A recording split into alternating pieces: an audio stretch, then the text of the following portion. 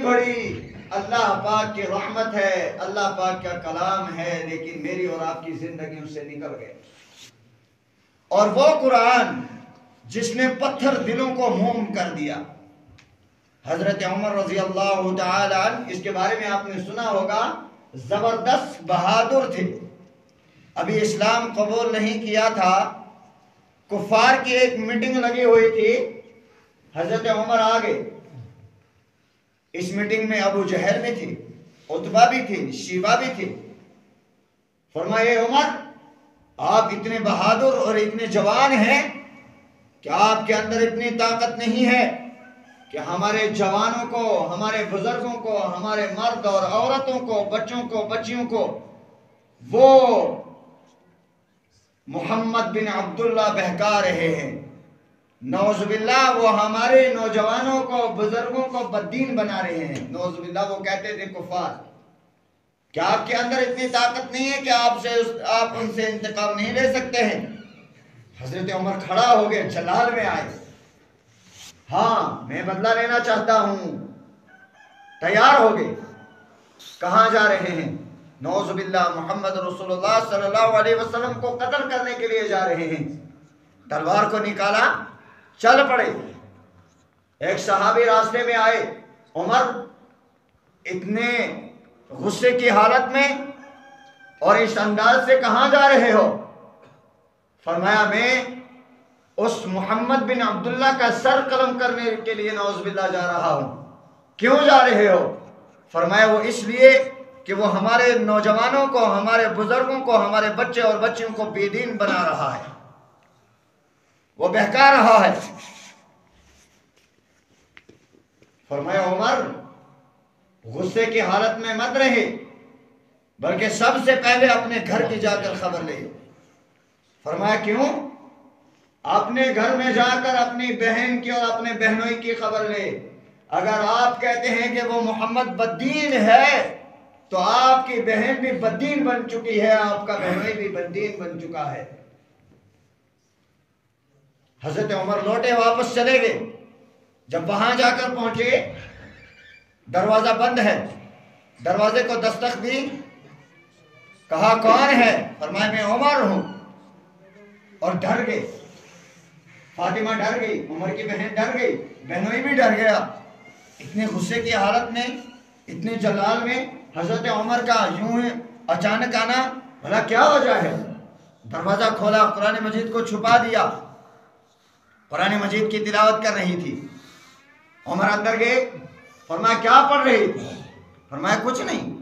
فرمایا نہیں بتائیں کون سے کلمات پڑھ رہی تھی اس گھر کے اندر دونوں؟ فرمایا کچھ نہیں، نہیں ذمہ لیا۔ اور پیٹا حضرت عمر نے، بہن کو پیٹا، بہت پیٹا، یہاں تک کہ بہنوئی کو بھی پیٹا، اور اتنا پیٹا بہن کو کہ جسم سے خون نکل گیا۔ فرمایا جب بہن کے چہرے کے اوپر تھپڑ مارا تو چہرے سے خون نکلا، اور بہن نے آواز لگائی، اے خطاب کے بیٹے، جس خطاب کا تو ہے، جس ماں کا تو نے دودھ پیا ہے، جس باپ کا تو بیٹا ہے، اسی ماں کا دودھ میں نے بھی پیا ہے، اسی باپ کی بیٹی میں بھی ہوں۔ تو مجھے مار کر تھک سکتا ہے، لیکن میرے محمد رسول اللہ صلی اللہ علیہ وسلم کے دین سے نہیں پھیر سکتا۔ فرمایا کہ میں قرآن مجید نہیں چھوڑوں گی، میں دین کو نہیں چھوڑنے والی۔ فرمایا ایک مرتبہ مجھے قرآن مجید دکھا دے۔ بہن نے قرآن مجید نکالا، حضرت عمر نے کہا پڑھ کے سنائیں، کہا نہیں اس طرح پڑھ کے نہیں سناؤں گا، جاؤ غسل کر کے آؤ۔ بہن نے کہا جاؤ غسل کر کے آؤ۔ حضرت عمر سے کہا جاؤ غسل کر کے آؤ۔ حضرت عمر کے بارے میں آیا، غسل کر کے آئے۔ بہن نے سامنے قرآن مجید کھولا، پڑھنا شروع کیا۔ کہاں سے؟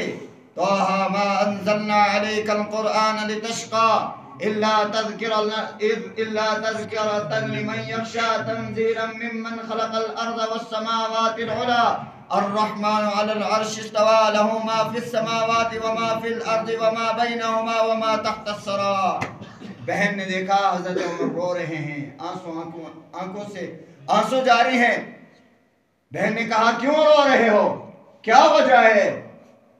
فرمایا بہن میں یہ چاہتا ہوں کہ محمد رسول اللہ صلی اللہ علیہ وسلم کا جو کلام ہے وہ شاعر نہیں ہے، وہ مجنون نہیں ہے، وہ دیوانہ نہیں ہے، وہ بددین نہیں ہے۔ میں چاہتا ہوں اگر وہ محمد بددین ہے، میں بھی چاہتا ہوں اسی کا کلمہ پڑھنا، میں بھی جا کے اس کی غلامی کرنا چاہتا ہوں۔ بہن نے لیا، حضرت عمر رضی اللہ تعالیٰ نے کہا بہن مجھے بھی لے چل، میں محمد رسول اللہ صلی اللہ علیہ وسلم کے دین کو قبول کر لوں۔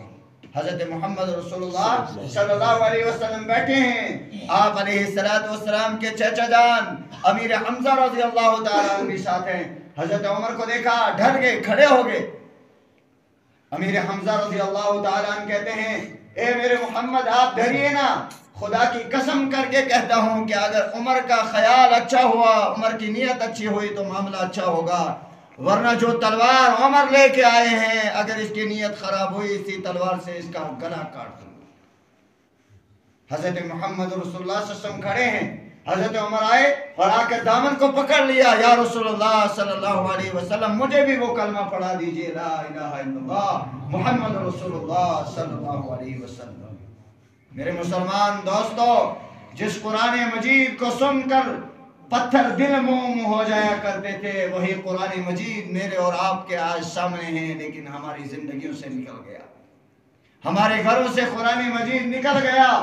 آج میں اور آپ اس طرح دھکے کھاتے ہیں جس طرح ایک چھوٹا بچہ ہوتا ہے نا، ماں باپ اس کو چلنا سکھاتے ہیں، تھوڑی دیر انگلی کو پکڑتے ہیں اور آدھی منزل تک لے جاتے ہیں، پھر انگلی کو چھوڑتے ہیں، بچہ گر جاتا ہے، پھر دوبارہ اٹھتا ہے، دھکے کھاتا ہے، گر جاتا ہے۔ میرا اور آپ کا حال وہی ہے۔ میری اور آپ کی زندگیوں سے قرآن مجید نکل گیا۔ میں اور آپ اپنے ملازمت کے لیے، میں اور آپ اپنے روزگار کے لیے، میں اور آپ اپنی بیماریوں کو دور کرنے کے لیے، میں نے اور آپ نے جا کر دفتروں کے دروازوں کو دستک دی، میں نے اور آپ نے جا کر اپنی صحت کے لیے ہسپتالوں کے دروازوں کو کھٹکھٹایا، میں نے اور آپ نے جا کر پیروں فقیروں کے پاس اپنی پریشانیوں کو رکھا، لیکن کاش میں نے اور آپ نے قرآن مجید کو چھوڑ دیا۔ اس لیے ہم زندگی میں دھکے کھا رہے ہیں، اس لیے میرے اور آپ کے گھروں میں پریشانیوں نے آ کے ڈیرا لگایا ہے، بیماریوں نے آ کے ڈیرا لگایا ہے، مصیبتوں نے آ کے ڈیرا لگایا ہے۔ اس لیے ہم جگہ جگہ پر ذلیل اور خوار ہو رہے ہیں کہ ہم نے اللہ کے قرآن کو چھوڑ دیا ہے، ہماری زندگیوں سے قرآن مجید نکل گیا ہے۔ کاش ہم شرم کرتے کہ ایک بت کا ماننے والا، ایک کافر، ایک برہمن ایک پتھر کو گندی نالی سے اٹھا کر اسے صاف کرتا ہے، اسے جا کر اپنے طاقوں میں سجاتا ہے، اس پتھر کو اپنے مندر میں رکھتا ہے اور صبح جا کر زور زور سے گھنٹا بجا کر اس پتھر کو جگاتا ہے کہ میرا خدا جاگ جائے اور میری فریاد کو سنے۔ کاش مسلمان ایک برہمن کو اپنے پتھر کی قدر ہے، وہ مورتی کو پوجتا ہے اور وہ اس کی طرف پیٹ نہیں کرتا، وہ لات نہیں کرتا، وہ اس کا احترام کرتا ہے کہ یہ میرا خدا ہے۔ کاش مسلمان آج میری اور آپ کی زندگیوں کے اندر قرآن تھا، لیکن ہماری زندگیوں سے قرآن نکل گیا، قرآن جیسی تعلیمات میرے اور آپ کے گھر سے نکل گئی ہے۔ اور دوستو یاد رکھو، یہی قرآن مجید جب ہمارے گھروں میں آدھی رات کو قرآن مجید کو کھولنے والا کوئی نہیں ہوتا ہے، یہ قرآن مجید اللہ تبارک و تعالیٰ کے سامنے بددعا کرتا ہے، اے اللہ اس گھر کو تباہ اور برباد کر دے۔ یہ قرآن مجید میرے اور آپ کے لیے بددعائیں کرتا ہے، اے اللہ اس گھر کو ویران کر دے، اسے ہلاک کر دے، اس لیے کہ میں اس کے گھر میں موجود تھا لیکن پڑھنے والا کوئی نہیں۔ آج ہمارے پاس اخبارات پڑھنے کا ٹائم ہے، فلمیں دیکھنے کا ٹائم ہے، گانا سننے کا ٹائم ہے، نہ جانے کون کون سی محفلیں سجانے کا ہمارے پاس ٹائم ہے۔ دوستو اگر میرے اور آپ کے پاس کسی چیز کا ٹائم نہیں ہے تو قرآن مجید کو پڑھنے کا ٹائم نہیں ہے۔